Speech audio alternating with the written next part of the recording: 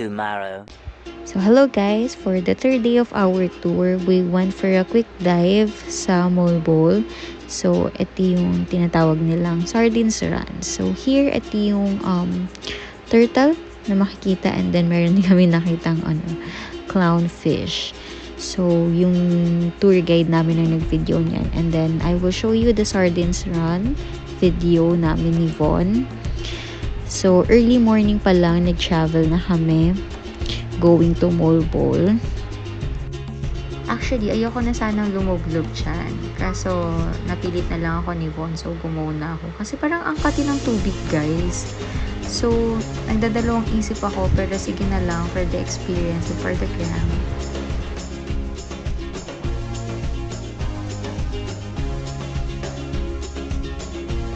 And after that, we went to Simala Shrine. Actually, very quick lang yung tour namin dito because sa group namin, kaming dalawa lang ni Von yung bumaba to take a look dito sa Simala Shrine.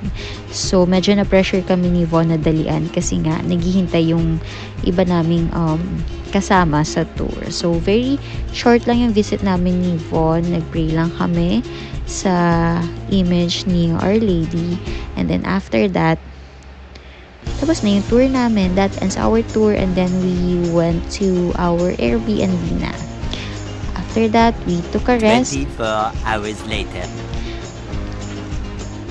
And then for the fourth day, this is us going to Bantayan Island.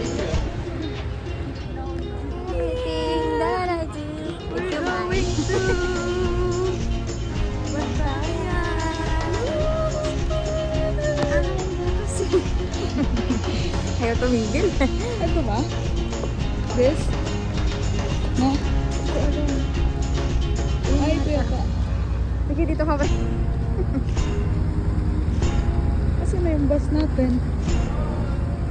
Ayun. Sa bus na tayo. Di na tayo papunta ng Fed. So, since late na kami bumiyahe ni Von, gabi na rin kami nakarating. And this is us checking out the sites na pupuntahan namin kinabukasan para familiar na kami sa way.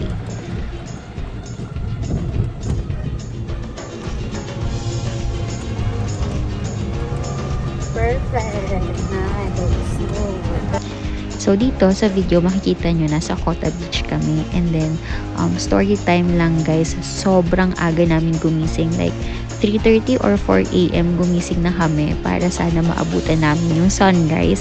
And the time kasi guys, uso pa yung prime era. So, tinry sana namin ni Von mag-take ng pictures with sunrise. Kaso, umulan. Kita nyo naman sobrang kulimlim. So, ito yung picture.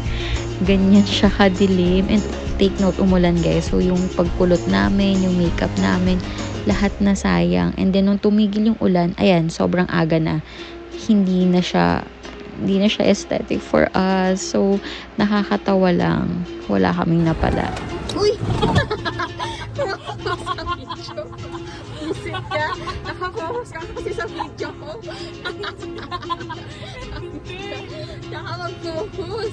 Hindi ko alam na nagbe-video ka. Di ko nakita mo. So, ayan, nagpicture na lang kami sa tourist spots there. Actually, dito, medyo umaambon pa, pero dead man na lang for the gram. So, katabi lang ng The Ruins, itong famous cliff dive spot. Pero hindi kami tumalon ni Von dyan kasi obviously takot kami and hindi naman kami nakapang swimwear. And then, ito yung Coconut Road if I'm not mistaken. So, kung hindi man, pasensya na kayo guys. And then, we also went to Camp Sawi. Actually, konti lang pictures namin dyan. Medyo nahirapan kami maglakad pero okay naman.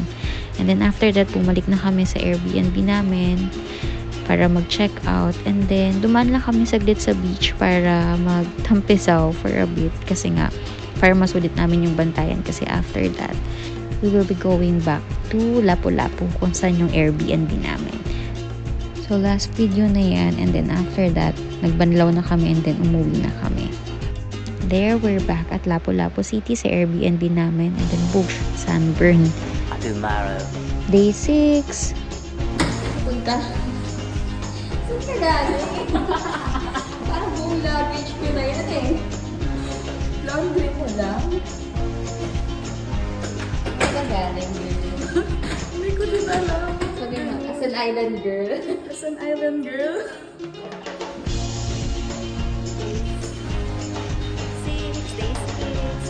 Salamat, thank you, Mai. So dyan, nagpa-laundry lang kami, and then after namin magpa-laundry, pumunta lang kami sa pasalubong center para mamili ng pasalubong. And then, we're done for the day. Wala, we really took the day off para magpahinga. So kita naman dyan, pagod na ang girl. Tomorrow. So for the last day, this is day 7, we have decided to visit SSP, Society of St. Paul, yung family na nagpatuloy sa akin when I first visited Cebu City. So here it is. Actually, surprise visit to. Hindi nila alam na pupunta ako.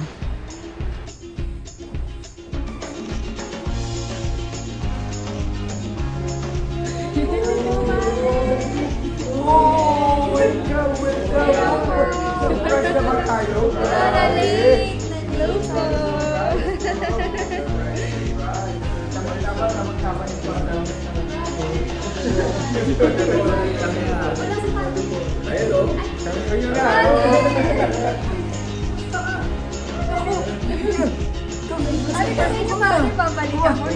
Hindi surprise, father. Kinat kita. So ito naman ang aming tita Belen na nag-alaga sa akin nung first time ko sa Cebu. Iba kasama mo. Opo, best friend ko si Von. Hindi na si Nicole kasi 1 week kami dito. Actually, this is my second visit sa Cebu. The first time was during the Sinulog Festival, and sila yung nagpatuloy sa akin here sa Cebu. Then after that, sinamahan lang namin saglit si Father Paul kasi may sinundo siya dyan sa National Shrine ng Deregla.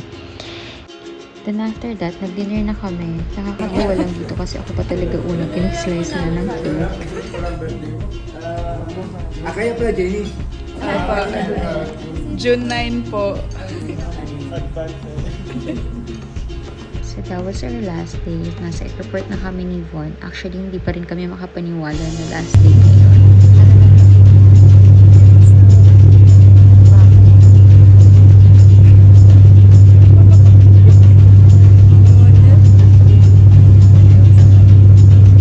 So here, hindi ko na rin maintindihan kung ano pa yung pinag-uusapan namin. But basically, we were telling each other our experiences, how we feel, how much we wanted to stay. But then of course, kailangan namin umuwi. And then Von shared na sobrang gaan lang ng experience namin kasi ang daming tumulong sa amin. Very hospitable yung mga tao. Ang daling magtanong, ang daling mag-ask for help. Sobrang saya lang kasi yun nga, kahit first time namin sa Cebu, sobrang actually first time niya. Second time ko na. But then, first time namin pumunta dun sa mga lugar na napuntahan namin. Sobrang gaan lang talaga ng experience. Sobrang bait ng mga taong nakasama namin. And we were very grateful for this experience. We learned a lot. We had fun. We had so much fun. And we learned more about ourselves. Ayun lang. 100 out of 10. Thank you for watching, guys. See you on the next vlog.